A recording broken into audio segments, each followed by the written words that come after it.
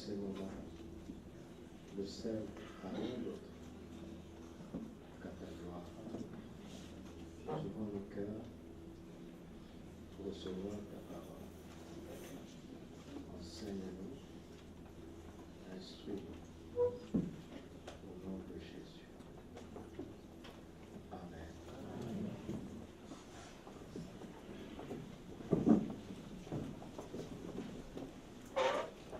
Bonjour à tout le monde. Bienvenue dans la présence de Dieu. Mes frères de la Sono, faites bien votre travail. Il faut tester les choses. Je ne veux plus que ça se reproduise comme ça. Faites bien votre travail. Il faut tout tester à l'avance. Le matin, ceux qui sont dans le service, testez tout. Le culte, ce n'est plus le moment d'improviser, d'essayer. Si vous n'êtes pas compétent, changez de poste. D'accord? Puis veillez à votre vie de prière. Je ne veux plus le désordre.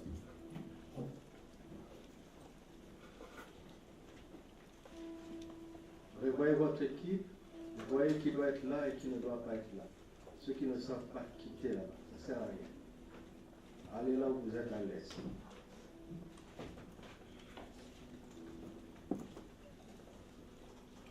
Hébreux chapitre 11.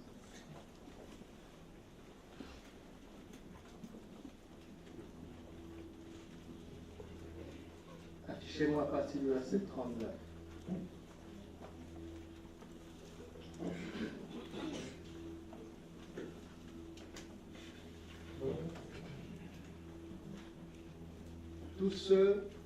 Tous ceux-là, à la foi desquels il a été rendu témoignage, n'ont pas obtenu ce qui leur était promis.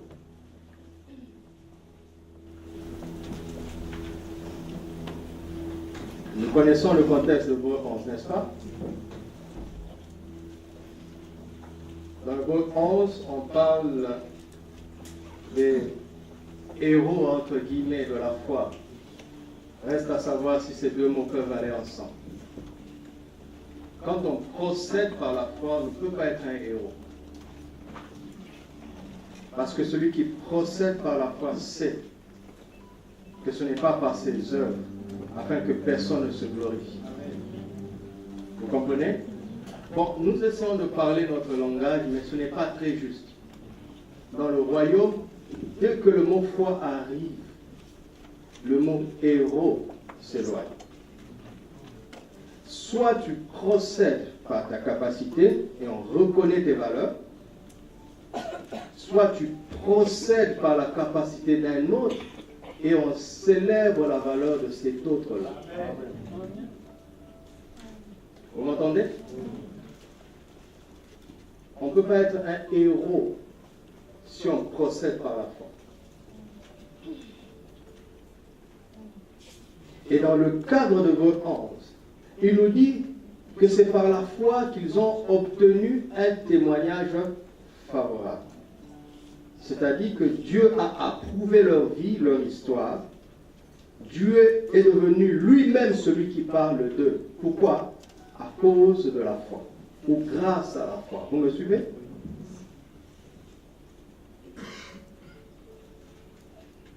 Il dit tout cela.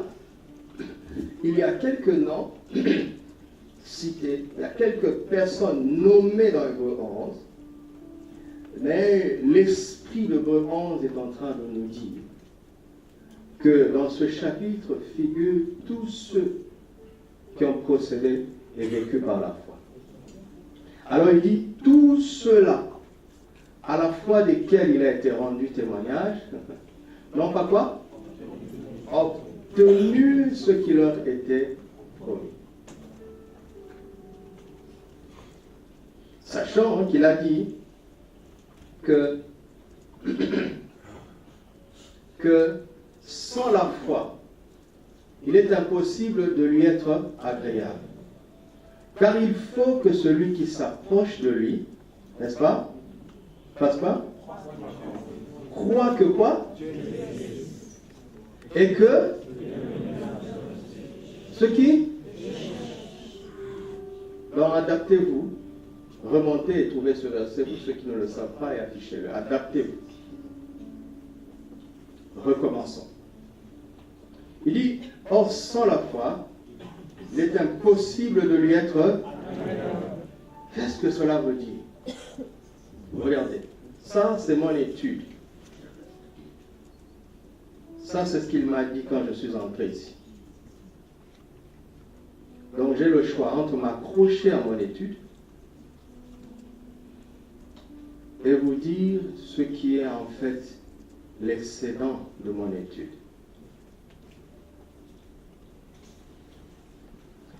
Parce que la nourriture, ce n'est pas ce que tu ingères,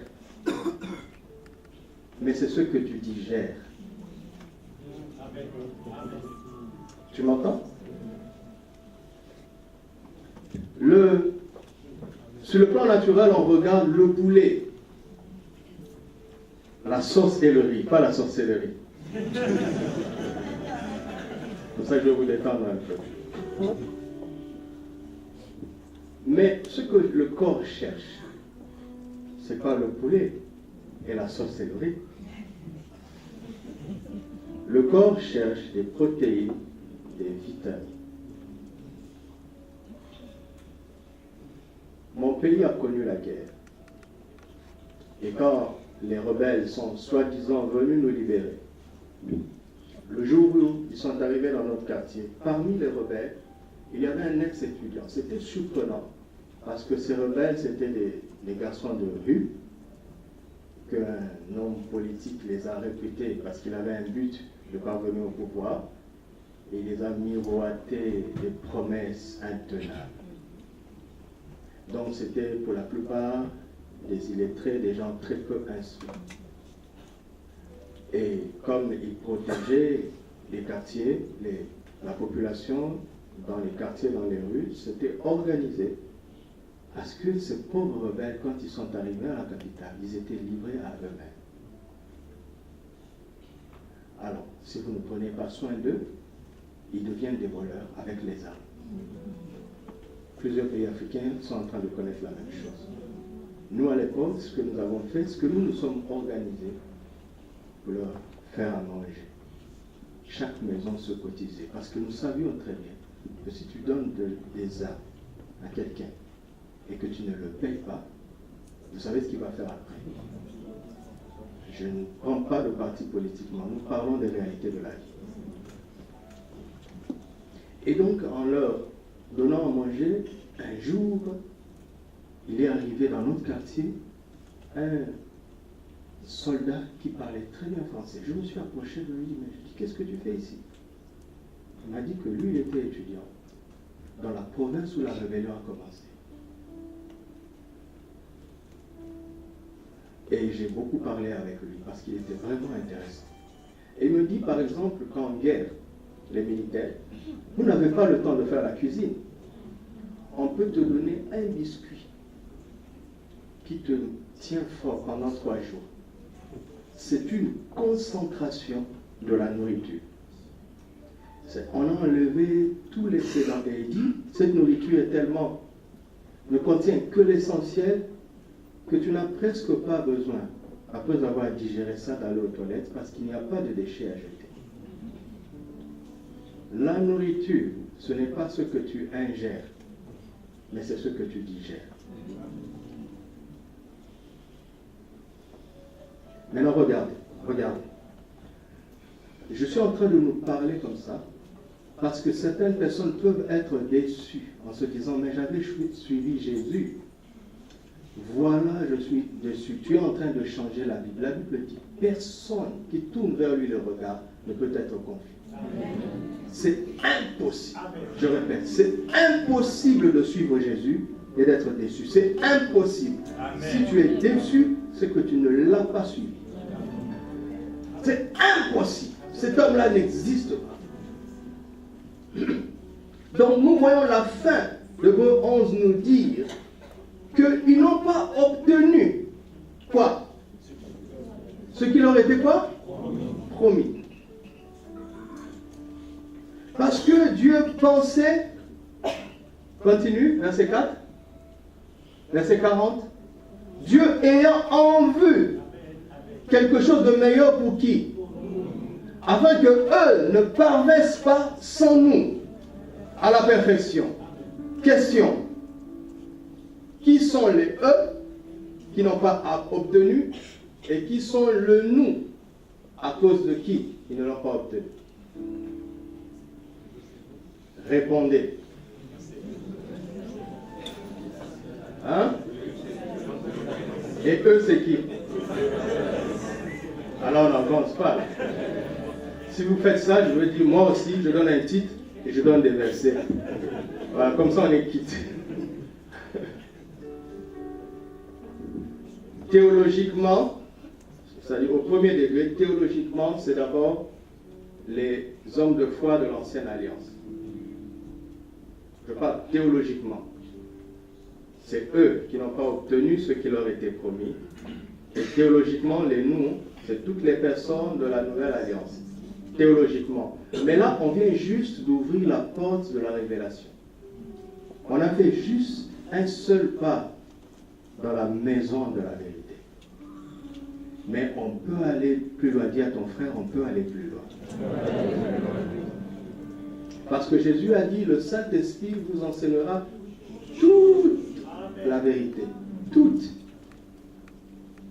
On peut savoir la vérité, mais ne pas savoir toute la vérité. N'est-ce pas?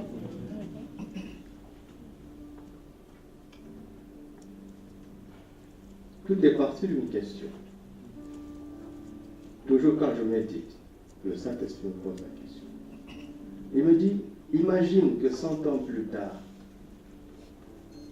ou bien disons 50 ans plus tard, je ne revienne pas encore. Et le tremplin plénitude de vie de Casablanca, vous savez comment ça sera, non? Un bâtiment glorieux. Amen.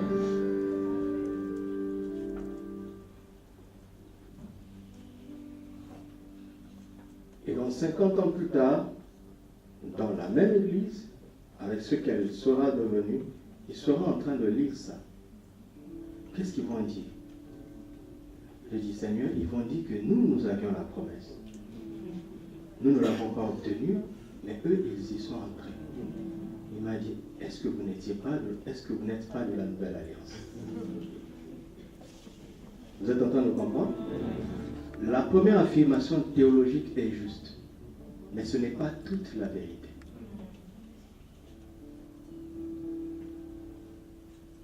Cela veut dire que ceux qui viennent après nous doivent posséder ce qui nous est promis à nous. Amen.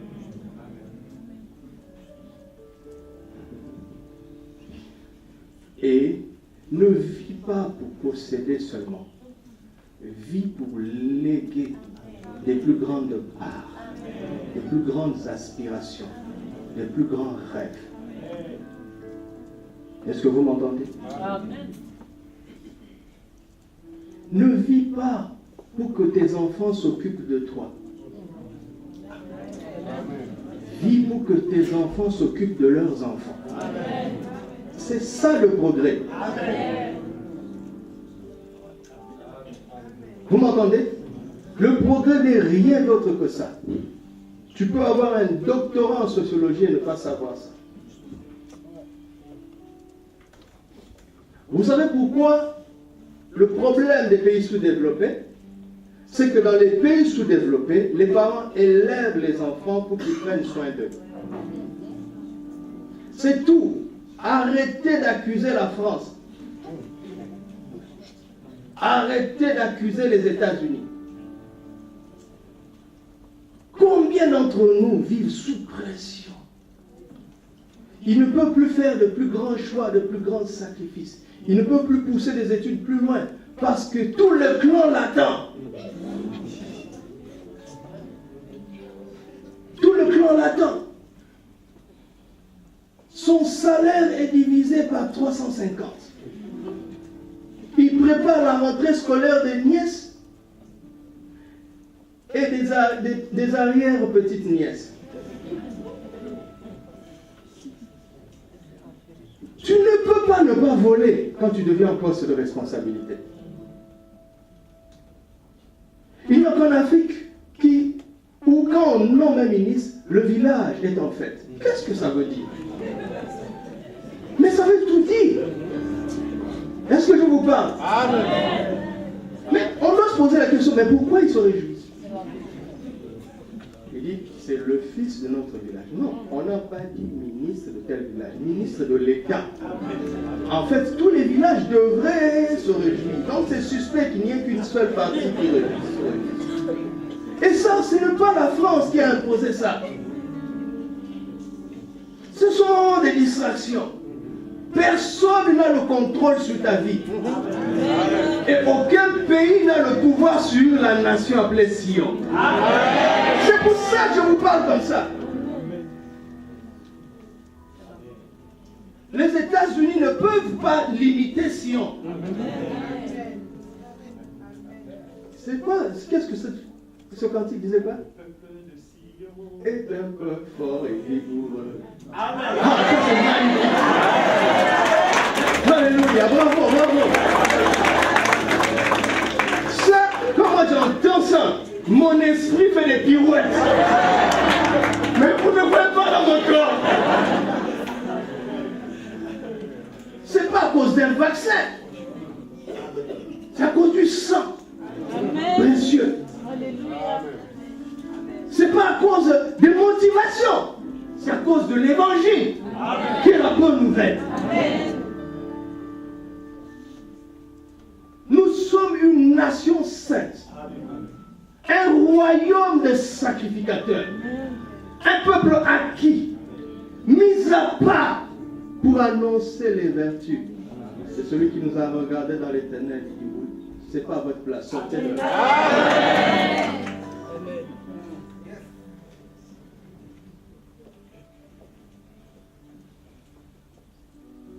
Enlève toute pression que tu as mise sur tes enfants. Amen. Veux-tu savoir si tu as réussi dans la vie? Tu auras réussi dans la vie si tes enfants n'ont rien à te rendre. Regardez, comprenons les Écritures. Qu'est-ce que Dieu nous demande envers nos parents? C'est de les honorer. Dis-moi, qu'est-ce que tu peux donner à un plus riche que toi? Le jour de son anniversaire, tu vas lui donner une voiture, il en a 33. Tu vas lui donner une maison, il t'en a légué 5. Tu comprends? Il te reste quoi? L'honneur. Amen. Ah ouais. Et là, ce sont des petites choses qui prennent de la valeur. Parce que quand tu emmènes, il ne regarde pas le chiffre. Il voit le geste. Souvent, je suis touché par des cadeaux qu'on me fait. Un jour, j'ai pleuré. Le frère est ici. Il va se reconnaître. J'ai pleuré ce jour-là, quand il est parti. Il y avait une circonstance et les gens voulaient me faire des cadeaux.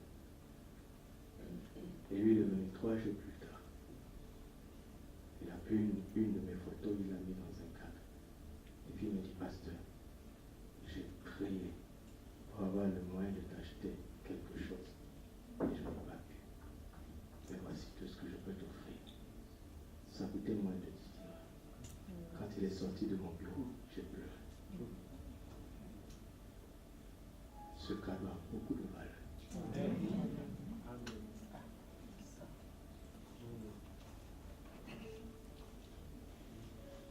L'honneur.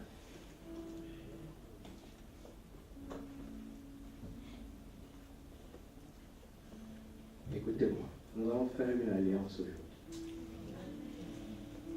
La meilleure chose que vous ayez à me donner, c'est de pratiquer ce que je vous dis. D'accord? Amen. Amen. Écoute, je suis un homme comblé. Tout ce dont j'ai besoin me donne. D'accord? Il n'y a pas un cadeau plus important que tu puisses me donner. Si ce n'est de pratiquer ce que je te dis. Tout ça, on va rester, on va laisser ça sur terre. Je ne suis pas en train de te dire que je ne resterai plus le calme. Sois plus sage que ça. Mais si tu ne comprends que ça, ce n'est pas grave non plus. Maintenant, réfléchissez. Dieu leur a promis des choses et ils ne l'ont pas obtenu. Mais pour prouver que Dieu ne ment pas, leurs enfants vont l'obtenir. Mais regarde, l'homme de foi qui a vraiment cru, qui a fait des sacrifices, est-ce qu'il ne va pas quitter la terre avec frustration? Est-ce que Dieu ne l'a pas déçu? Elle me dit, regarde dans les Écritures.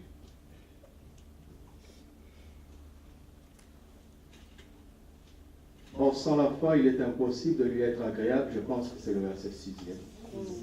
N'est-ce pas? Car il faut que celui qui s'approche croit que Dieu existe. En fait, il veut dire Dieu est réel. Ce n'est pas parce que tu ne le vois pas. Mes amis, Dieu est réel. Amen. Il y a quelques jours, nous n'avions plus d'eau à boire parce que nous oublions d'acheter. Quand moi, ma femme et moi, tu as plus de l'eau? Ah non, oublie. Le deuxième jour, même chose. J'avais mis ça dans ma tête. Quand rentrant, je vais aller acheter de l'eau. Je monte, j'oublie. Vous savez quoi?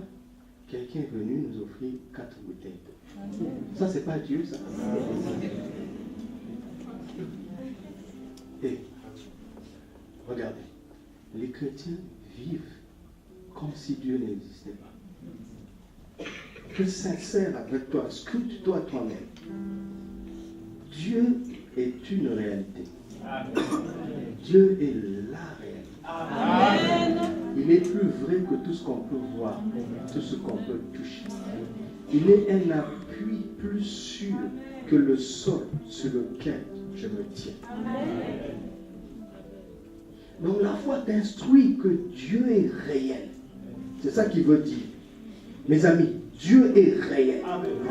Ce n'est pas une somme d'idées, une influence, une philosophie. Non, c'est une personne réelle. Elle n'est pas chair et os, elle est esprit, mais elle est réelle.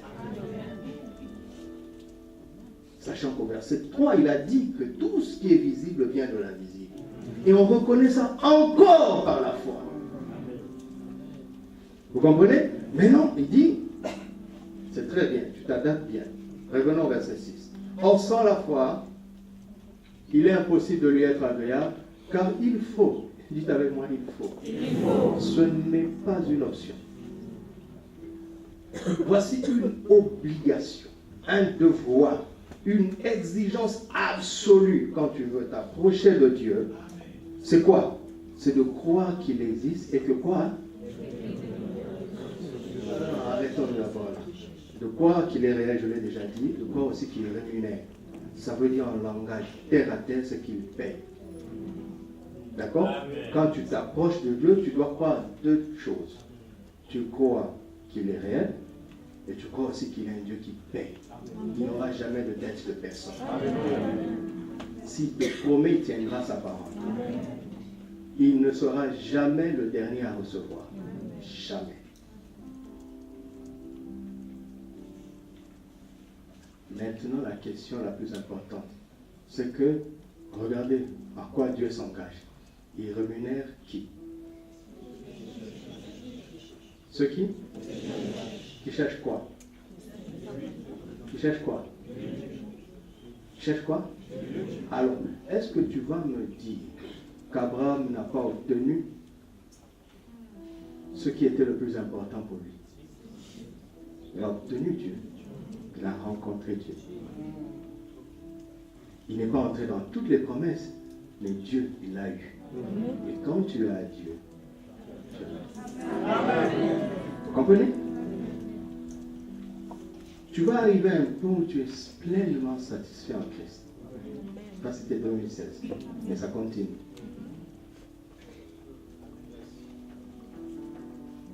Pourquoi que parfois, peu importe que tu es ou que tu es.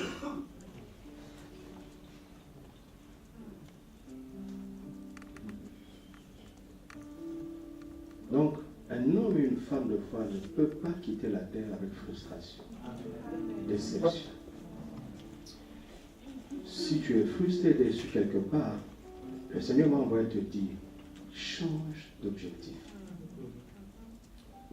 Tant que lui-même n'est pas ton objectif premier, ça ne finira pas bien. Parce que notre Dieu est un Dieu du progrès. Et le progrès veut que les enfants entrent dans ce que toi tu poursuis.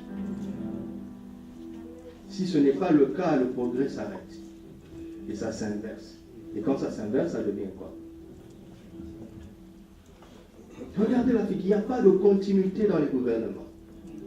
Chaque gouvernement recommence à zéro. Regardez les pays développés. Le parti qui était dans l'opposition arrive au pouvoir. Mais il n'annule pas tout ce qu'il contestait pourtant.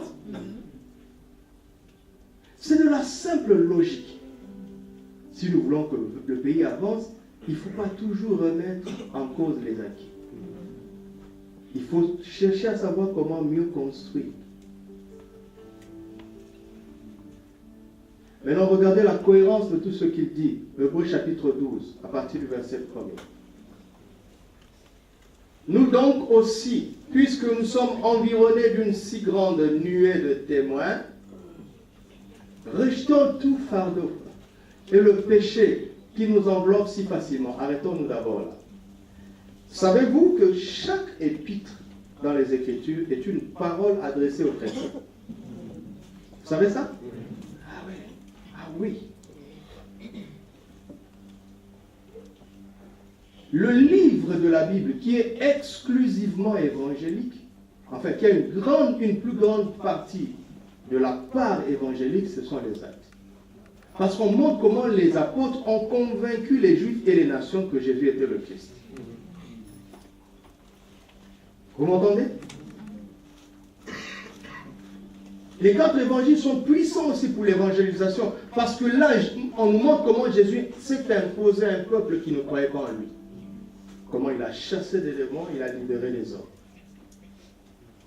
Mais les épîtres, ne nous méprenons pas. Chaque épître a été adressé aux chrétiens. Vous m'entendez? Et pourtant, regardez le langage de l'auteur. Il dit que les chrétiens auxquels il s'adresse sont environnés de péchés facilement. Vous comprenez? C'est important pour que toi et moi comprenions pourquoi, malgré la vie de Dieu qui est en nous, il nous arrive si souvent de tomber. J'aimerais pas parler comme ça parce que je ne veux pas me mettre dedans. Pourquoi il arrive à un chrétien parmi nous de tomber si souvent? Et quand il regarde 1 Corinthiens 1,30 qui dit que Jésus a été fait pour moi, sagesse de Dieu, justice de Dieu, sainteté de Dieu, c'est force que Paul est en train de dire. Écoutez, Paul est en train de dire que chaque enfant de Dieu, toute personne née de nouveau, est aussi saint que Jésus lui-même. Aussi juste que Jésus lui-même. Aussi sage que Jésus lui-même. Vous voyez, il n'y a pas beaucoup d'amen. Aussi, pasteur, je me connais moi. D'ailleurs, je vais commencer à t'observer et toi pour voir. Non, c'est ce que la Bible déclare. D'accord? Regardez. La Bible dit que la parole de Dieu est droite. Elle est pure. 7 fois épurée. C'est la parole, n'est-ce pas? D'accord? Maintenant. Celui qui est né du chien est un... C'est pas vrai. C'est un chaton. Vous êtes sûr? Vous êtes sûr? Celui qui est né d'un canard est un... Calme-toi, on est en train de réviser. On révise en même temps. Tu ne vas pas fuir. Non. C'est un poussin. Celui qui est né d'un lion est un... Non, c'est un tigre. Et celui qui est né de la parole est... Et la parole est droite. Je sais, vous attendez que je dise celui qui est né de Dieu est Dieu, mais je vous ai eu. Je vous ai eu. Peuple de Sion est un peuple fort. La parole est droite. Si tu es né de la parole, tu ne dois plus être tordu. Oh, c'est pas une affaire où on m'a pas éduqué, non. Tu sais, je viens d'une tribu où les gens sont torts. Non. Tu es dans la tribu de la parole de Dieu.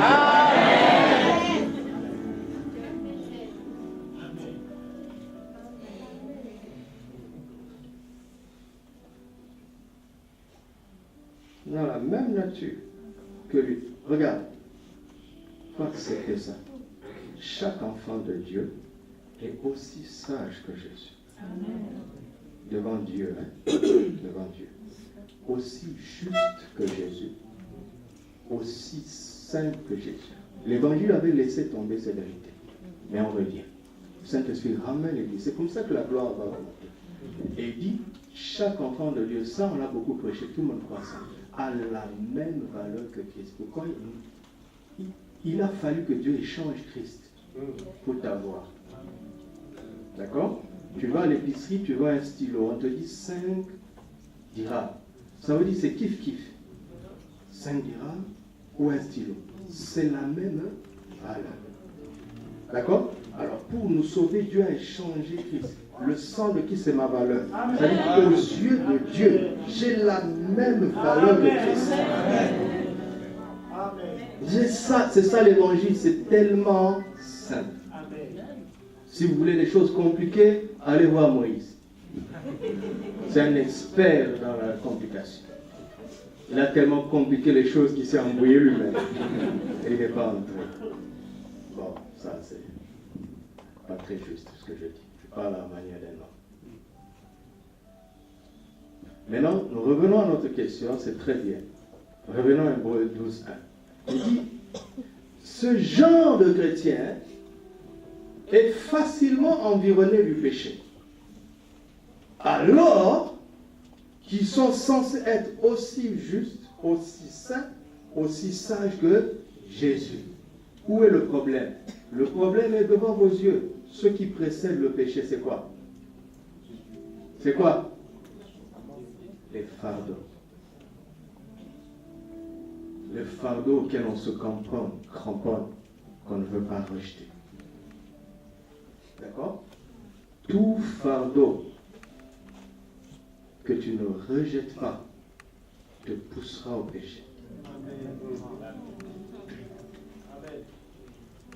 Je parle aux chrétiens qui ont la culture des soucis, la culture des inquiétudes, la culture du découragement. Il suffit de regarder leur répertoire des cantiques qu'ils chantent. Regarde seulement leur répertoire. Si tu veux connaître la valeur d'une église, analyse les chansons qui se chantent au culte. Si tu veux connaître la qualité d'un chrétien, va sur son PC, regarde les répertoires qu'il écoute le plus souvent. Tu connais la qualité de sa vie. Regarde les programmes télévisés qu'il regarde. Des séries qui l'aboutissent au lieu de l'élever.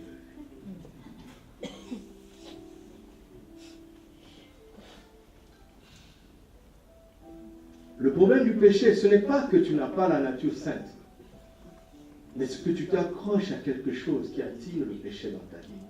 Et cette chose s'appelle le fardeau. Ça combat la foi. Nous sommes saints par la foi, nous sommes justes par la foi, nous sommes forts par la foi, tout est par la foi. Quand tu abandonnes la foi, tu redeviens un homme naturel, un homme ordinaire. Alléluia.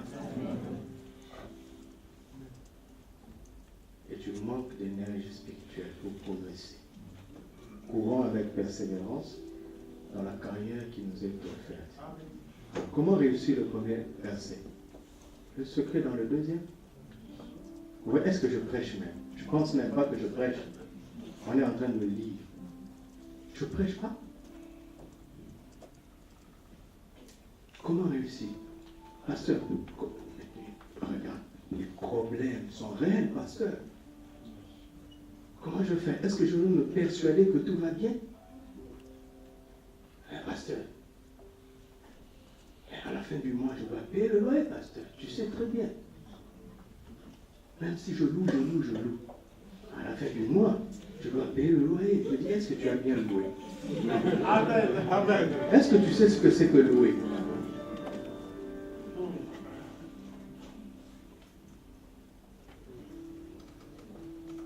Il dit, mais pasteur, il faut avoir les pieds sur terre. Je dis, et moi, j'ai les pieds où? Je ressemble à quelqu'un qui a les pieds, je sais où. Alors, la parole, elle est concrète. Ce n'est pas la religion. La religion déçoit toujours. C'est le royaume avec des principes de justice. C'est ça.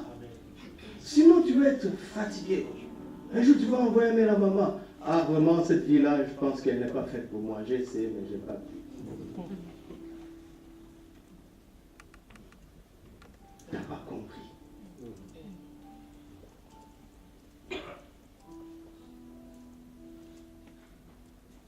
Comment faire pour tenir face au fardeau de la vie et pour rester toujours au-dessus de la tentation et pour toujours avoir la persévérance de courir?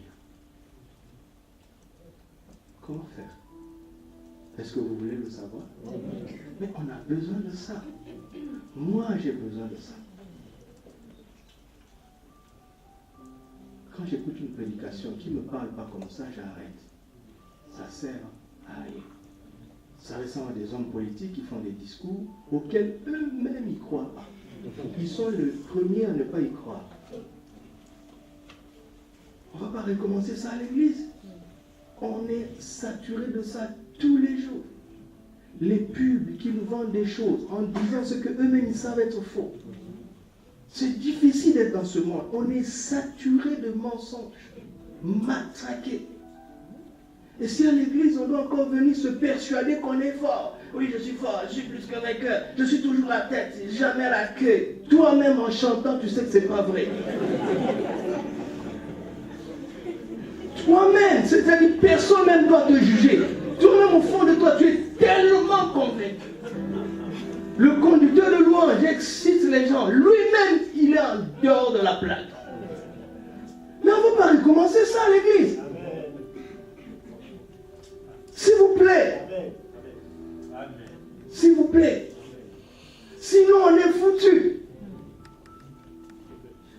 Il faut qu'on trouve la vérité. Parce que la vérité, c'est la réalité. Le reste, c'est de l'illusion. Comment faire? Il me dit, mais n'est-ce pas que vous êtes des chrétiens? Verset 2, ayant les regards sur qui?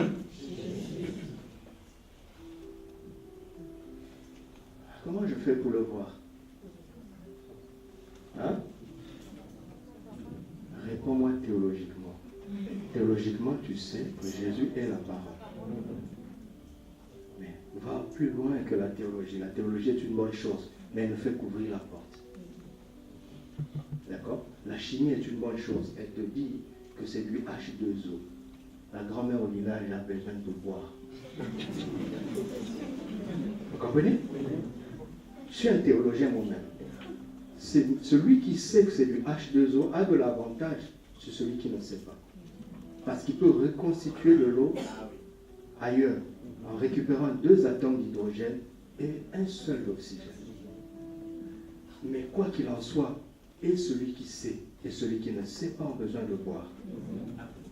Donc si ta théologie ne te fait pas boire, ça ne sert à rien.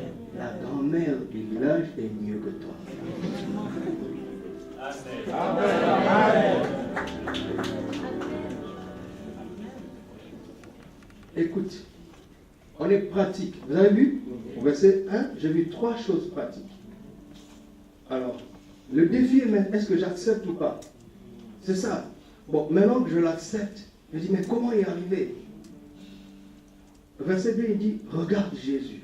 Oh, Il a vécu il y a 2000 ans. Il n'a même jamais foulé le sol de l'Afrique.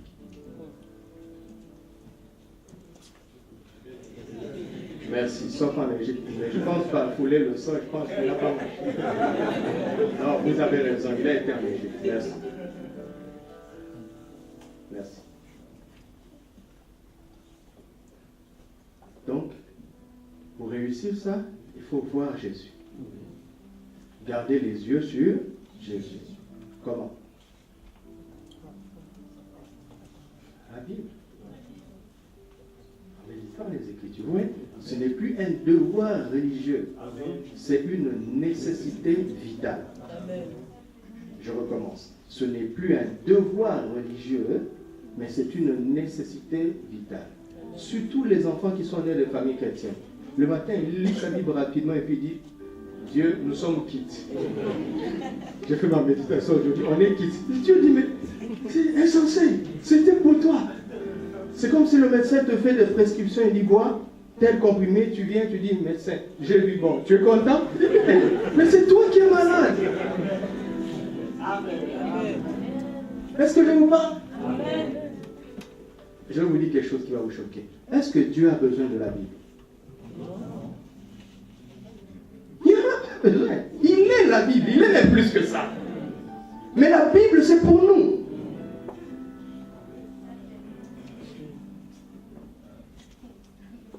Tu ne peux pas suivre ça et échouer. Amen. C'est pas possible. Il n'y a pas une montagne que la foi ne peut pas déplacer. Il n'y a pas un problème que les Écritures ne peuvent résoudre.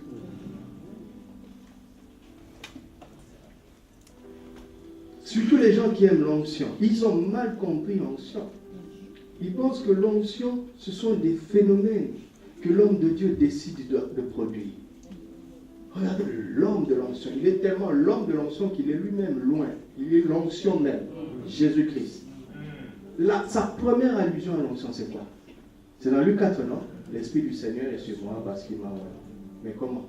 Il a ouvert les Écritures. En dehors de la Bible, il n'y a pas l'onction du Saint-Esprit. Cette onction-là, elle est diabolique. Regardez, Moïse entre, Dieu envoie Moïse dans la cour de Pharaon. Moïse sait que c'est un défi immense. Dieu lui donne des signes. Moïse il fait le premier signe. Pharaon, c'est moi qui dis, c'est que ça. Il appelle ses magiciens. La Bible dit clairement qu'ils ont fait la même chose. Il y a une onction diabolique. Mais l'onction du Saint-Esprit répond à la parole, à notre foi et à notre déclaration de la parole. Amen. Écoute, est-ce que Jésus ne connaissait pas Isaïe 61? Depuis longtemps, il le connaissait. Est-ce qu'il ne croyait pas? Si. Mais pourquoi ces choses ne se sont pas manifestées? Tant qu'il ne s'est pas tenu avec assurance pour le déclarer. Ta foi est morte. Amen. Ah oui, les gens qui disent je crois dans mon cœur, je crois que la foi biblique, elle n'est pas dans le cœur, elle est dans la bouche. Alléluia. Elle est dans la bouche. Elle commence dans le cœur. Elle est, regarde, une femme est enceinte. C'est elle seule qui sait, qui sent. L'enfant devient au bénéfice de tout le monde quand il sort. La fois tu la sens, mais elle fonctionne quand elle sort par la bouche. Donc on dit, ayant le regard sur Jésus, l'auteur de la foi et celui qui l'emmène à la perfection. Une parole tellement puissante. Qu'est-ce qu'il est en train de dire? Il est en train de dire, la foi ne vient que de Jésus. C'est lui l'auteur. Paul avait dit ailleurs, la foi vient de ce qu'on entend de la parole, de ce qu'on entend de la parole de Christ. C'est-à-dire que Christ qui est la parole va choisir un verset n'importe où dans la Bible et te le dit à toi. Et quand tu reçois ça, c'est ça qui te donne la foi. Ce n'est pas de l'auto-persuasion. Tu vois, tu prends Romains 8, 28. Toutes choses concourent au bien de ceux qui aiment Dieu. Toutes choses concourent au bien de ceux qui aiment Dieu. Pasteur avait dit que c'est dans la bouche. Tu as oublié qu'il fallait que ça commence dans le cœur. Tu déclares, toutes choses concourent au bien de ceux qui aiment Dieu. Dieu dit, bon, ok. Coup de fil. Après ce temps de confession. Dès que tu racontes, tu dis, oh, le ciel m'est tombé sur la tête. Non, c'est toutes choses, non? Est-ce que tout, ce n'est pas tout?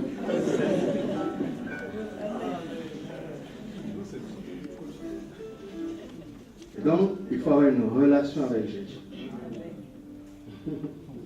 Une relation, mes amis, une relation. Je vous parle comme ça parce que je vous aime. Il faut mettre dans vos mains des clés. Des clés. Des clés, mes amis, pour ouvrir des portes.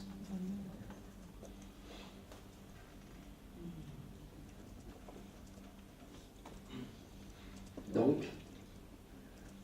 un homme de foi obtient toujours ce qu'il cherche parce qu'il cherche Jésus.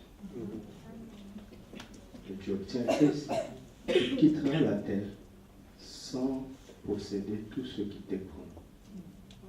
Mais Dieu fait ça pour que tu lègues un héritage spirituel à ta postérité. Mais tu seras comblé parce que tu as lui. Tu as Jésus. Il dit, pasteur, je ne suis pas content de ce que tu dis. Tout ce dont tu auras besoin pour faire ce que Dieu veut que tu fasses, tu n'en manqueras pas. Mais Dieu est tellement grand pour élargir ta vision, il va te donner des promesses qui dépassent ton existence. Afin que tu aies un héritage spirituel à léguer à la postérité. On s'est compris? Est-ce qu'on s'est compris? Est-ce que quelqu'un peut dire, j'ai Jésus et j'ai tout. J'ai déjà réussi ma vie. Je ne vois pas pourquoi je vais stresser encore. Merci Seigneur. Parce que tu es tout. Et tu es en moi.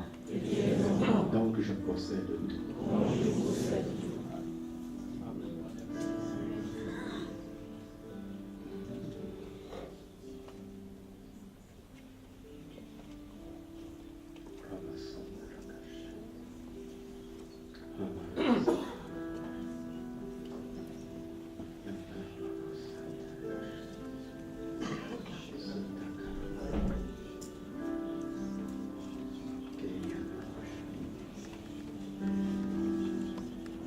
Vous savez, j'offre l'or au roi des rois. J'offre l'encens au souverain sacrificateur. J'offre la lyre à l'agneau immolé. Et je me prosterne pour l'adorer. C'est la puissance du parler en langue. Vous voyez? Je viens de parler en langue, je vais vous dire quelque chose.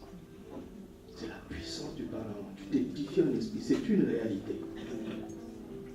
C'est pas un truc des pentecôtistes.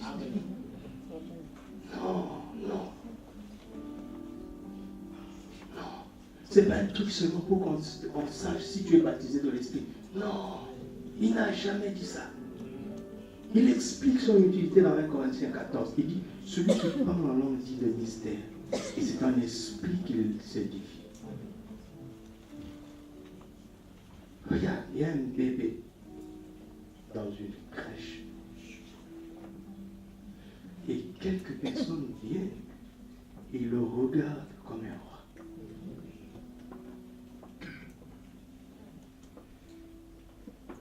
Comment? Et il emmène trois choses. Alors, l'encens et la myrrhe. Ça veut dire que quand tu as la révélation, peu importe la forme que le Seigneur prend, il est le Dieu créateur, la source de toutes choses. Regarde comment nous passons à côté. Jésus nous visite. Tu as prié, mais il est venu comme un mendiant. Tu ne le reconnais pas. Il est venu comme une nouvelle de quelqu'un emprisonné. Tu ne le reconnais pas. Jésus n'a pas dit ça. Il dit, j'étais nu, vous ne m'avez pas vu. Je dis, Seigneur, quand avons-nous vu nu? La même chose. Vous imaginez la personne qui a loué la crèche ce jour-là. Vous imaginez tous les hôteliers, les hôtels qui étaient dans la Judée. S'ils avaient la révélation, mais le propriétaire allait céder sa plus grande suite. Il y a même quelqu'un qui allait céder sa chambre à Marie et à Joseph. C'est seulement parce qu'il n'y a pas de révélation. Le Créateur était venu sur la terre, dans le ventre d'une femme. Personne n'a la révélation. Celui qui a loué sa crèche, s'il avait la révélation, il aurait donné sa maison. Il dit, moi je veux aller à la crèche. Prenez ma maison. Vous entendez? La personne qui a eu la révélation a prêté sa tombe à Jésus. Pourquoi? Il savait qu'il ne resterait pas là. La révélation, mes amis, la révélation. Cette femme, quand elle a eu la révélation, tout le monde voyait Jésus, un monsieur qui prêche bien, un nouveau rabbin, tu sais, un nouveau rabbin de plus. Non, elle a pris toutes ses économies. Elle a acheté tout ce qu'elle avait pour le jeter aux pieds du Seigneur. Vous comprenez? C'est pour le gaspiller à ses pieds. La révélation.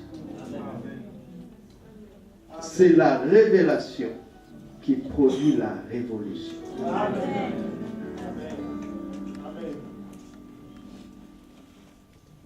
Ils ont eu la révélation et ils ont amené l'or, l'encens et la myrrhe. Regardez, il y a d'abord deux extrêmes.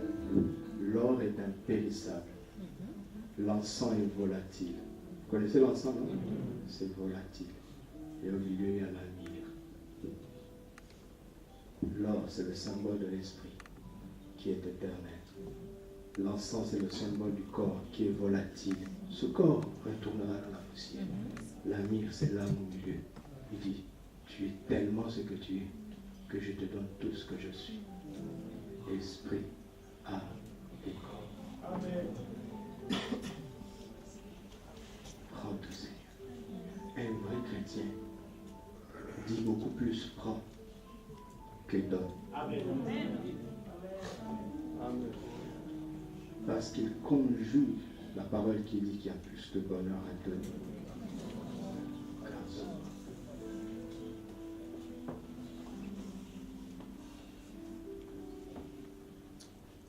Un jour, j'ai écouté un enseignement d'une dame qui m'a bouleversé. Elle parlait d'une seule chose. Elle dit, lisez les 5 premiers livres de la Bible. Comptez, Dieu dit à Moïse. Et comptez, Moïse dit à Dieu. Il y a plus de Dieu dit à Moïse que de Moïse dit à Dieu.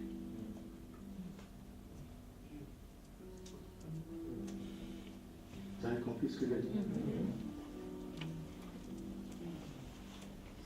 C'est ça. Regardez à Jésus. Amen. C'est ça. Parle. Ton serviteur écoute. Marie nous donne le secret du surnaturel. Faites ce qu'il vous dira. Autrement dit, s'il dit rien, ne faites rien. Mais s'il ose parler, faites.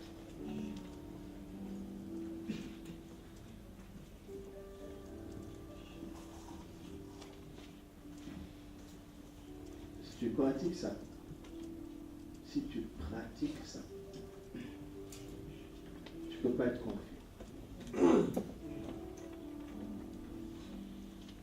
Pas possible.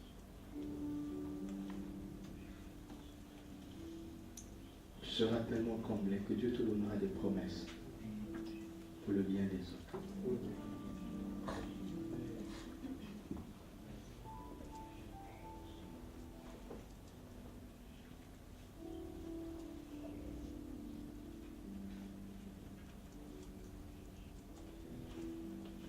Va rester là aujourd'hui. J'offre l'or,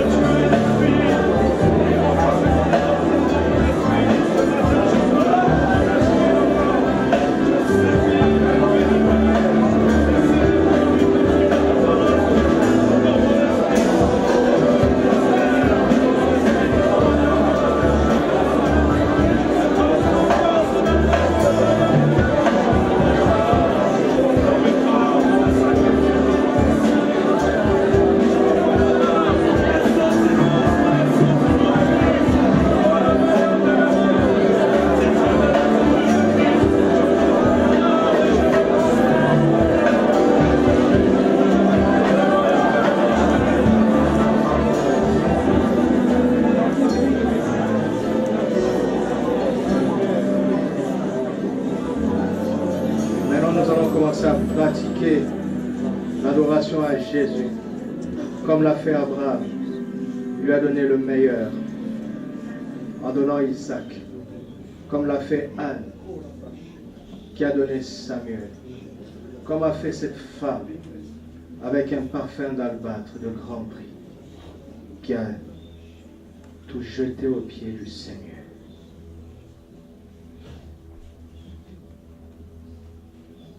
L'adoration est quelque chose de pratique, parce qu'elle vient nous chercher au-delà des mots. Elle cherche ce que nous avons de plus précieux. Parce qu'en cela, le Saint-Esprit veut faire l'échange. Pour que Jésus devienne ton bien le plus précieux. Alléluia. Si tu ne sais pas quoi offrir encore, commence à dire à Jésus, je veux que tu sois mon souverain bien. Comme l'a dit le psalmiste, tu es mon lot, ma couronne sur ma tête, ma plus grande part et mon souverain bien. Apprends-moi que je ne peux jamais avoir mieux que toi. Apprends-moi que c'est une folie de poursuivre quelque chose plus que toi. Éduque-moi, enseigne-moi ta souveraineté, ta hiérarchie, élever ta supériorité, ta suprématie dans la hiérarchie des trésors. Sois mon plus grand trésor. Sois notre souverain bien. Le souverain bien de cette assemblée, le souverain bien de chaque personne ici présente. Tu n'es pas ici par hasard. L'Esprit voulait que tu fasses ça. L'Esprit est venu pour glorifier Jésus. C'est son plus grand but, glorifier Jésus. L'Esprit est venu pour glorifier Jésus. Saint-Esprit, glorifie Jésus dans nos vies. Glorifie Jésus dans chacune de nos vies. Donne-lui la première place. Donne-lui la place la plus élevée. Et qu'à cause de cela, que nous rejetions tout fardeau et tout péché. Apprends-nous à contempler Jésus. Dans les Écritures, jour après jour, continue de parler au Seigneur. Parle au Seigneur. Apprends-nous à contempler Jésus. À faire de lui l'objet de notre admiration. Le sujet de notre admiration. Le sujet de notre admiration. Donne-nous la révélation de qui est Jésus. Par la foi, afin que nous sachions quoi faire. Afin que nous sachions quoi donner. Afin que nous sachions quoi abandonner. Afin que nous sachions quoi apporter. Afin que nous sachions quoi livrer. Afin que nous sachions quoi rejeter. De par la révélation de Jésus. Montre-nous la réalité de cette personne merveilleuse que le ciel et toute la création chantent et célèbrent. L'agneau qui a été ici. De voir qu'il le fait accueillir se prosterne et que notre être vivant adore. Les anges chantent. Toute la création célèbre Jésus.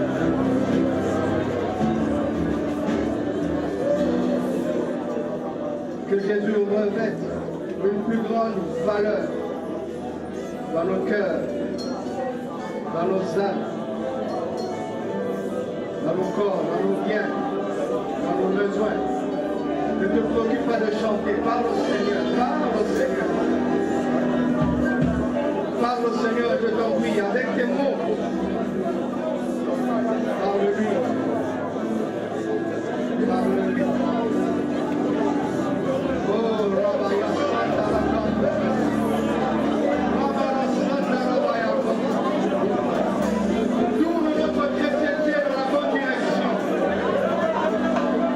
Tourne notre foi dans la bonne direction. Tourne le culte dans la bonne direction. Tourne le ministère dans la bonne direction. Tourne la vie dans la bonne direction, Seigneur. Ne nous laisse pas courir en vain, ne nous laisse pas courir en vain. Ne nous laisse pas poursuivre l'impunité, la vanité. Oriente-nous dans la bonne direction. Cette direction, c'est Christ. Christ veut maintenant trouver une place de choix dans tes projets. Christ veut trouver une place de choix dans ton avenir. Christ veut trouver une place de choix dans ton quotidien. Christ veut trouver une place de choix dans ton travail. Plus Christ veut trouver une place de choix dans ta maison. Christ veut trouver une place de choix dans ta famille. Christ, parce qu'il n'a pas hésité à tout donner. Il n'attend pas moins que tout. Il ne te demande pas ce qu'il n'a pas fait au préalable. Il t'a donné l'exemple.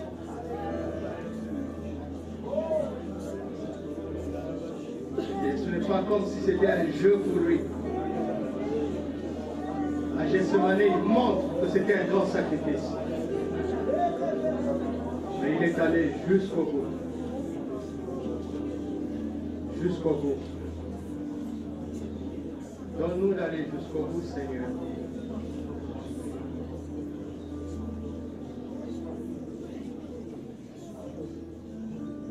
Donne-nous de ne plus jamais nous tromper d'objectif.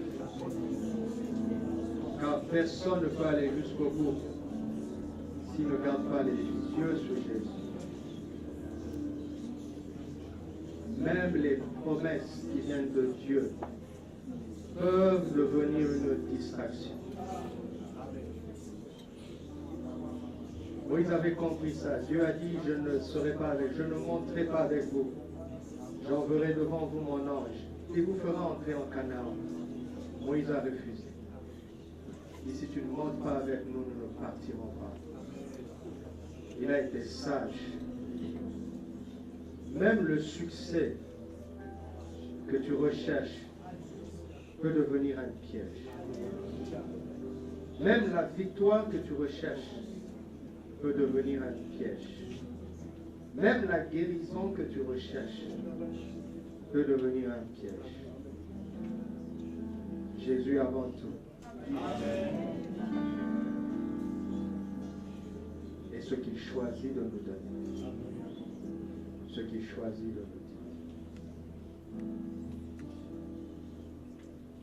Alléluia.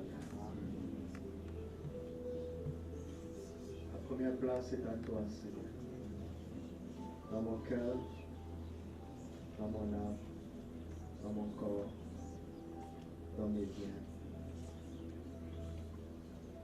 Que tout soit à toi. Que tout soit à toi. Pour chacun en ce lieu. J'ose te le demander. À la place de chacun. Car je discerne que c'est ta volonté pour chacun. Alors j'ose te le demander, Seigneur. J'ose te le demander. Sois le premier en tout et en tous et en chacun.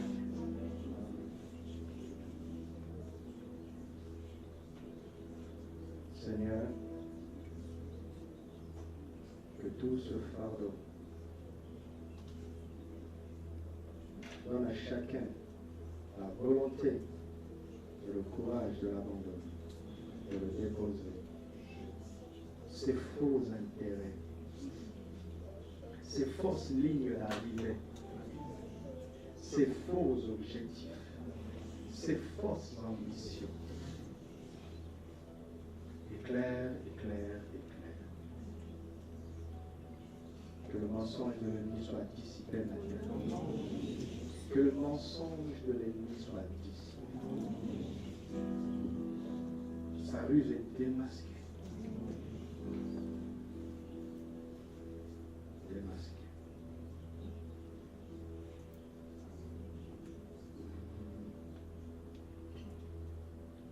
Alléluia. Nous allons faire une prière tous ensemble. L'Église est une autorité sur la terre. Et Christ a promis en parlant de l'Église que ce que nous lirons sur la terre sera lié dans les cieux. Prends la position qui te convient.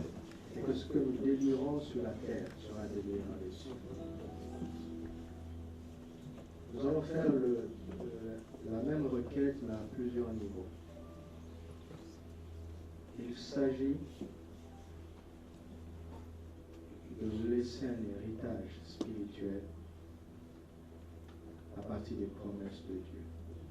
Il s'agit d'arrêter de vivre pour soi, mais de vivre pour Christ d'abord et pour les autres.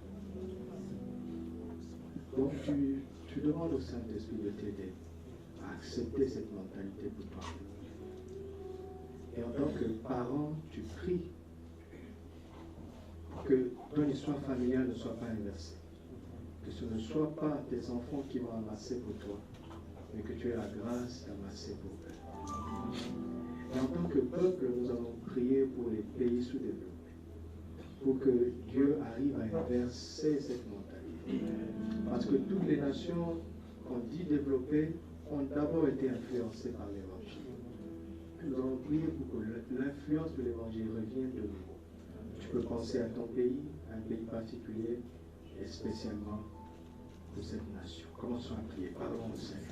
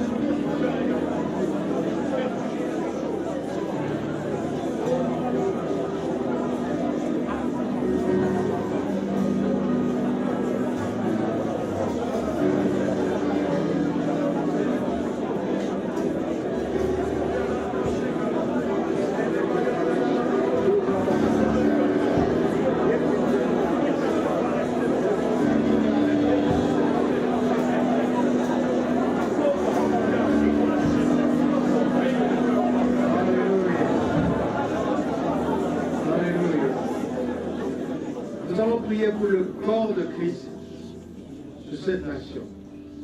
Savez-vous que l'Afrique du Nord était d'abord chrétienne? La partie de l'Afrique qui a été christianisée en premier, c'était l'Afrique du Nord. Pourquoi est-elle devenue islamique? À un moment donné, la chaîne s'est rompue. Regarde tous ces bâtiments d'église de cette nation qui sont devenus des musées, alors que nous sommes confinés comme ça. À un moment donné, l'église a perdu la vision. Et les ténèbres ont repris du terrain. Nous allons prier que cela ne se reproduise. Prions pour cela.